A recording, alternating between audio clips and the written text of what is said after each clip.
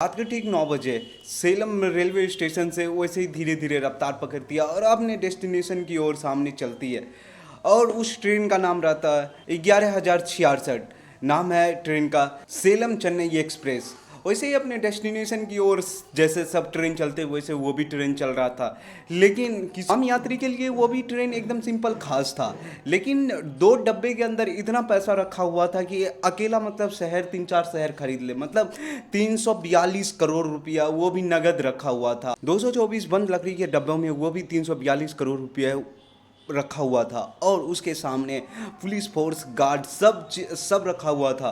तब पर भी वो की सबसे क्रेजीएस्ट हाइस्ट में से एक वो हुआ था उस रात। और उसके सामने पुलिस फोर्स वो भी एकदम टाइट सिक्योरिटी के साथ। और सब कुछ ऐसे ही नॉर्मल ही चल रहा था। ऐसे तो मतलब पुलिस को लग रहा था कि हाँ पूरा सेफ्टी और पूरा सिक्योर है पैसा।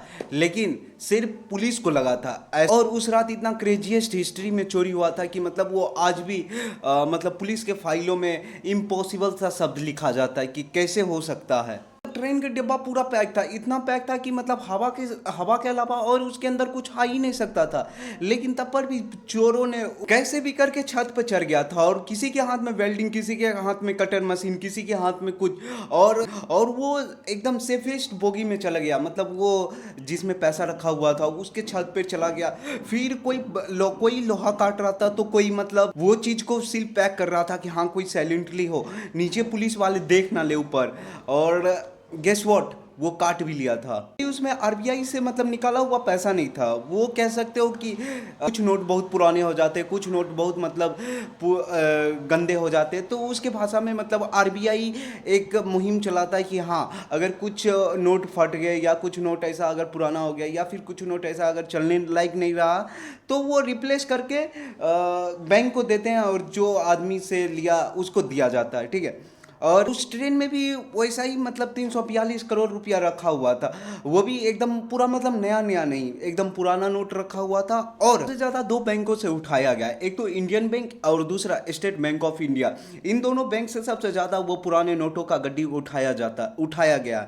और ये सारा पैसा आरबीआई के थ्रू आरबीआई के पास जाता। ये पैसा के बदले में वो नया पैसा देता या फिर वो पैसा को वो रिसाइकिल कर देता या रिस्टोर कर देता। 8 अगस्त 2016 की रात मतलब वो गाड़ी मतलब 9:30 के बीच बज रही थी। सेलम चेन्नई एक्समोर एक्सप्रेस अपने स्टेशन से धीरे धीरे आगे बढ़ रही थी। और जब वो अपने स्टेशन से आगे बढ़ रहा था तब ऑब्वियसली रात के अंधेरे में हर जगह स्टेशन नहीं रहता। और जब हर जगह स्टेशन नहीं रहता तो उतना लाइट नहीं रहता। तो इसो के बीच में चढ़ा था और किसी को पता भी नहीं चला था कि कैसे चढ़ा था और कि क्यों चढ़ा था। मतलब सब ऐसे नॉर्मल कपड़े में सिर्फ उसका फेस ढका हुआ था। वो अपने स्टेशन की ओर जाने लगा था, दूसरे स्टेशन की ओर पहुंचने लगा तो मतलब ऊपर से इलेक्ट्रिक वायर गायब होने लगा। जब इलेक्ट्रिक वायर गायब होने लगा तो तब अपने जो मेन ऑफिस से उसका दाखिला टूट गया। अब तुम बोलोगे कि दाखिला टूट गया तो फिर मतलब आदमी को पता नहीं चला, वहाँ पर ऑफिसर लोग को पता नहीं चला। भाई रात है तो उतना लोग नोटिस भी नहीं किया। और तुम भाई अब ये सोचोगे कि वो मतलब इतना मतलब कर्व टाइप का छत रहता है, फिर उसके बाद इतना तेजी में ट्रेन जा रहा तो वो लोग गिरता क्यों नहीं है। मतलब ऑब्वियसली अगर चोर चोरी करने के लिए जाता है तो अगर समझदार चोरी कर रहा है तो वो मतलब पूरे चीज़ को छानबीन और मतलब स्टडी करके वहाँ पर पहुँचता है। तो डेट्स एग्जैक्टली कि वहाँ पे भी वो चोर भी उसके छत पर जब पहुँचा तो पूरा स्टडी करके पहुँचा था। और उसका हवा भी उसका बाल भी बाका नहीं कर पा रहा था, आराम से पकड़े हुए था। और अब मंजिल के हिसाब से सोच रहा था कि हाँ कब वो ऊपर से काटना है, कब जिसके अंदर घुसना है। एक आदमी ने बैग से पूरे गैस कटर निकाला और जब गैस कटर निकाला तो वो काटना शुरू कर दिया। अब तुम बोलोगे कि भाई जब गैस कटर निकाला तो नीचे आदमी को पता नहीं चला होगा या फिर वो उसमें अगर पुलिस फोर्स है तो उन लोग का तो हाईली मतलब ट्रेन रहता है ये सब के लिए, तो उसको पता नहीं चला। तो मतलब मैं बोल रहा हूँ एकदम पूरे ट्रेन एकदम स्पीड में जा रहा, पूरे गौंजा हुआ आवाज कर रहा और एकदम हल्का सा वो गैस कटर उसमें चल गया तो क्या ही पता चलेगा। और सेम यही हुआ था, पुलिस को भी कुछ पता नहीं चला। अब वो लोग छत को काट कर नीचे अंदर घुसने लगे और जब नीचे अंदर घुसने लगे तो उनको एकदम पूरा अंदाजा था कि मतलब किस बॉक्स में कितना रुपया रखा होगा और किस बॉक्स को हमको पहले टारगेट करना है। तो एक अकॉर्डिंग टू द सोर्स वो 20 नंबर पहले टारगेट किए। ठीक है। और जिसमें उसमें रखा हुआ था 4 करोड़ रुपया, जो कि 80,000 का मतलब 500 का 80,000 नोट रखा हुआ था। तो उसमें 4 करोड़ रुपया रखा हुआ था। पहले वहां से उसने गायब करवाया। अगला नंबर था बॉक्स नंबर 1620, मतलब बॉक्स में था 1 करोड़ 75 लाख रुपया, मतलब और इसको भी मतलब पूरा गायब करवा दिया। और इतना जल्दी जल्दी ये गायब करवा दिया कि इसको ये भी था कि हाँ सामने वाला मतलब ट्रेन पूरा अपना नॉर्मल स्पीड से चल रही है, तो फिर सामने तो स्टेशन आएगा, तो इसको जल्दी जल्दी करना भी था ये काम। तुम लोग ये बोलोगे कि मतलब वो मतलब कैश वाले बोगी में अगर वो पहुंच गया तो मतलब पुलिस को पता नहीं चला। पुलिस उसमें था ही नहीं तो पता कैसे चलेगा, वो तो सामने वाला बोगी में था। और ये बोगी जब ऐसा था कि पूरा मतलब साउंड प्रूफ, पूरा मतलब आइसोलेटेड था। और उस रात पुलिस के पक्ष में कुछ नहीं था, मतलब 1%, 0.00% भी कुछ नहीं था। जो पक्ष में था सब लुटेरों के पक्ष में था। वो लुटेरों ने जब लूट लिया तो मतलब जब सामने स्टेशन आने से पहले जब स्टॉप धीरे धीरे हो रहा था, तो उनसे पहले सब वो ऊपर की छत से कूद रहा था और कूद भी गया। और ये जो मैं बोला था कि इतना मतलब पैसा को लूट हुआ था, ये हुआ था करीब 12:30 से लेके 1:15 के बीच में, वो भी रात में। और जब ये ट्रेन मतलब अपने नियमित समय से सुबह में रुक गया तो सुबह में भी किसी को कुछ पता नहीं चला। और जब ये हाइस्ट चोरों के द्वारा कंप्लीट हो गया तो मतलब वो सुबह में किसी को कुछ पता भी नहीं चला, ना कोई जाके चेक किया, ना मतलब ये किया कि हाँ देखते हैं कि कोई कुछ हुआ भी या फिर चोरी भी हुआ या फिर ऐसा कुछ हुआ। कोई चेक नहीं किया। करीब 10 बजे तक ऐसा कुछ चेकिंग नहीं हुआ, क्योंकि वो जब पैसा जाता है तो मतलब पूरा प्रोटोकॉल फॉलो करके वो चेकिंग होता है, सारा चीज़ होता है। तो 10 बजे तक भी ऐसा कुछ नहीं हुआ। जब 11:55 में सारा यात्रा मतलब उतर गए, तब पुलिस वो मतलब कैश वाले बोगी में पहुंचे। और जब कैश वाले बोगी में पहुंचे तो सब मतलब देख के शौक था कि मतलब छत को काटा गया, फिर उसके बाद 500 का गड्डी पूरा एकदम इधर से उधर फेंका है, फिर उसके बाद बीच से पूरा गड्डी खाली है। इतना तो पता चल गया कि मतलब चोरी हुआ था, ऐसा पुलिस को लगा था चोरी हुआ। तब आधा पैसा इधर उधर घिसा हुआ था, तो किसी को ऐसा पता नहीं चला कि कितना पैसा चोरी हुआ और क्या हुआ था। आरपीएफ पुलिस को पूरा मतलब इन्फॉर्म कर दिया गया और सबको अलर्ट मोड में डाल दिया गया। पुलिस को ये साफ लगने लगा कि मतलब अंदर आया था और चोरी भी हुआ था, लेकिन ये मतलब कंफर्म नहीं था कि कितना पैसा का चोरी हुआ और क्या हुआ। क्योंकि ऊपर से जब मतलब छेद था, बड़ा सा छेद था, तो अंदर नीचे सनलाइट आ रहा था, तो ऑब्वियसली उन लोगों को भी लगा था कि हाँ ऊपर छेद है तो कुछ ना कुछ तो हुआ था अंदर। तब बड़े बड़े ऑफिसर को कॉल करके और इन्फॉर्म कर दिया गया कि हाँ इतना बड़ा चोरी हुआ था इस ट्रेन के अंदर। जब इस ट्रेन के अंदर चोरी हुआ था तुरंत मतलब वो उन लोगों ने बॉक्स मिलान करने लगा कि हाँ इतना बॉक्स था, इतना बॉक्स में इतना ऐसे ऐसे पैसा था, कितना गायब हुआ। तुरंत वहीं पर मतलब पूरा सील कर दिया, पूरा मतलब स्टेशन सील करके फिर वहीं पर गिनने लगा। जब ये रकम सामने आ गया था कि मतलब उस ट्रेन में कितना पैसा चोरी हुआ, तो मतलब कुल मिला के 5.78 करोड़ रुपया चोरी हुआ था। और ये रुपया बहुत, अगर देखा जाए तो चोरी की दृष्टि से बहुत छोटा ही है तो बहुत बड़ा ऑब्वियसली, बट ये चोरी की दृष्टि से देखा जाए तो बहुत छोटा ही है। लेकिन अब ये मतलब केस इंटरनेशनल हो गया। अब ये मतलब ऐसा हो गया कि इसको चोरी किया तो आखिर किया कौन और क्यों किया, और इतने बड़े मतलब हाईली सिक्योरिटी रहते हुए भी इतना बड़ा चोरी को अंजाम कैसे दे दिया। तब कुछ ही घंटों में मतलब फोरेंसिक टीम वहाँ पर पहुँचने लगी। और जब फोरेंसिक टीम वहाँ पर पहुँचने लगी तो मतलब वहाँ पर बस थोड़ा सा किसी का कट लग गया तो खून मिला था, फिर उसके बाद 4 आदमी का वहाँ से फिंगरप्रिंट मिला था, और फिर वहाँ पर मतलब ब्लेड मिला था जो वहाँ पर कटा हुआ था। तो मतलब अब फोरेंसिक टीम वाले को भी लगा था कि हाँ फिंगरप्रिंट मिल गया और ये सब मिल गया, तो अब तो चोरी का पता चल ही जाएगा कि कौन चोरी किया।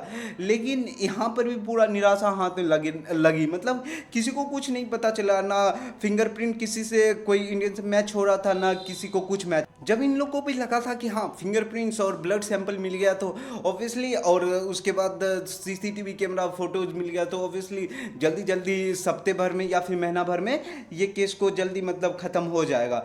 लेकिन यहीं पर पुलिस का सबसे बड़ा मिस्टेक था, और जांच फोरेंसिक टीम का भी सबसे बड़ा मतलब कह सकते हो मिस्टेक था। और मतलब नेशनल क्रिमिनल रिकॉर्ड बेस से मतलब जब डेटा मैच करा गया तो वो चोरी ऐसा किया गया कि किसी को मतलब वो जब आदमी था तो पहले कहीं नहीं, कुछ नहीं, मतलब ऐसा कुछ क्राइम किया था। तो मतलब अगर क्राइम करेगा तब तो वो फिंगरप्रिंट और ब्लड सैंपल मैच होगा। तो इससे पहले वो कभी चोरी नहीं किया था, और किया था तो भी वो मतलब, और मतलब किया था तो भी वो मतलब ट्रेन ट्रेन को हाइस्ट किया था तो फर्स्ट टाइम किया था। और ये मतलब ये केस ऐसा था कि आज से मतलब वो आदमी कभी चोरी ही नहीं किया था। और जब तमिलनाडु के मतलब लोकल गैंग से जब इन लोगों से मतलब ज़बरदस्ती पूछा गया और जब पूछताछ किया गया, तो आज तक इन्होंने ने मतलब कभी ऐसा कुछ हाइस्ट ही नहीं किया था, जैसे छत काट कर पैसा चोरी, फिर उसके बाद ट्रेन के मैनेजमेंट, फिर उसके बाद कंपनी के आदमी से पूछा गया, वहाँ पर भी कुछ हाथ नहीं लगा। फिर उसके बाद ये आया था मनी हाइस्ट ट्रेन, मतलब कह सकते हो कि कभी अगर इन फ्यूचर कभी कोई ट्रेन लूटा तो उसको उससे जाके मैच करवाया गया, वहाँ पे भी मैच नहीं हुआ। मतलब तुम कह सकते हो कि ये चोरी अगर ऐसा हुआ ना तो मतलब हिस्ट्री में कभी इंडिया में कभी हुआ ही नहीं था, और वो 8 अगस्त 2016 को पहली बार हुआ था। अब ये मतलब काम को नया आदमी के द्वारा मतलब नया ऑफिसर को सौंप दिया गया। एडीएसपी सिंथल कुमारन को हेड बनाया गया और डीएसपी कृष्णन को इसका मतलब ग्राउंड हेड बनाया गया, कि मतलब हाँ पूरे ग्राउंड में हुआ था क्या उस डेट द टाइम की। अभी इन दोनों ने मतलब पुरानी फाइल्स को उल्टा के देखा गया, तब पर भी कुछ हाथ नहीं लगा।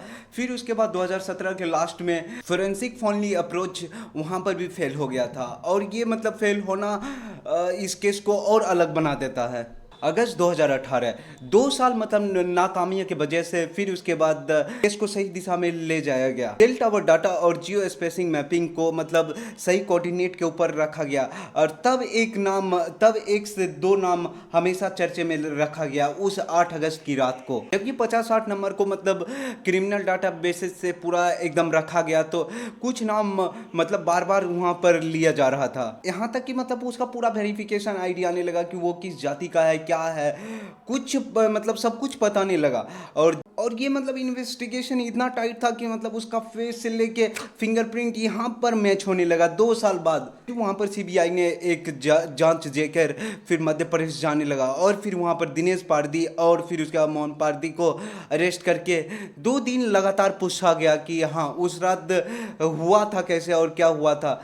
और एक दिन तक तो वो कुछ नहीं बताया था, फिर अगला दिन जब बांस जाने लगा तब बताने लगा। वो जब उन्होंने बताया तो उन लोगों ने वही सेम तरीका बताया कि हम लोग 5 आदमी थे और 5 आदमी ट्रेन के रूप पे बैठे हुए थे और वहाँ पर छेद करके अंदर घुसे, और जितना हमसे चोरी हो सका उतना हम किए, मतलब बॉक्स नंबर 20 को और बॉक्स नंबर 16 को टारगेट किए, क्योंकि उसमें से ज़्यादा पैसा था। और पुलिस को ये शक होने लगा कि हाँ इसको कैसे पता था कि मतलब बॉक्स नंबर 20 और बॉक्स नंबर 16 में ज़्यादा पैसा था। तो पुलिस को ये भी शक होने लगा कि कहीं इंटीरियर आदमी कोई मतलब कहने का सेंस कोई गवर्नमेंट पर्सन इनको कोई इंफॉर्मेशन ना दे दे, ये मतलब दिया हो। तो वहाँ पर भी मतलब चेक किया गया कि कोई मतलब गवर्नमेंट पर्सन भी इसको कोई इन्फॉर्मेशन दिया, तो वहाँ पर भी मतलब किसी का कुछ हाथ नहीं लगा ना। फिर उसके बाद पूछा गया कि तुमको कैसे पता था कि हाँ बॉक्स नंबर 20 में और बॉक्स नंबर 16 में मतलब ज़्यादा से ज़्यादा पैसा था। और इनको मतलब ज़्यादा लालच नहीं था, सिर्फ एक ही बात वहाँ पर भूख रहे थे कि हाँ ज़्यादा नहीं, 5.72 करोड़ रुपया जो चोरी किया था बस उतना ही किया था। क्योंकि क्योंकि वहाँ पर सिर्फ 45 मिनट का टाइम था, कहने का सेंस 12:45 से लेके 1 से 1:30 बजे तक टाइम था कि हाँ इतने के बीच में इन्होंने मतलब चोरी करना है, तो वो मतलब उतना कोई पकड़ा नहीं जा सकता है। और सही में 2 साल तक तो पकड़ा नहीं गया, लेकिन वो कहते हैं ना कानून के हाथ बहुत लंबा होता है, तो एट दी एंड पकड़ा ही गया। भले ये केस थोड़ा सा टाइम लग गया, मतलब कह सकते हो कि मंजिल तक पहुंचने में, लेकिन इस केस ने हमें एक चीज़ बता दिया कि हाँ पुलिस थोड़ा सा टाइम लेगी, लेकिन अपने मतलब वो अपने कोऑर्डिनेशन या फिर अपने मंजिल तक वो ज़रूर पहुंच सकती है। और इस केस में ज़्यादा नहीं, 2 साल 2 महीने टाइम लगा, और फिर उसके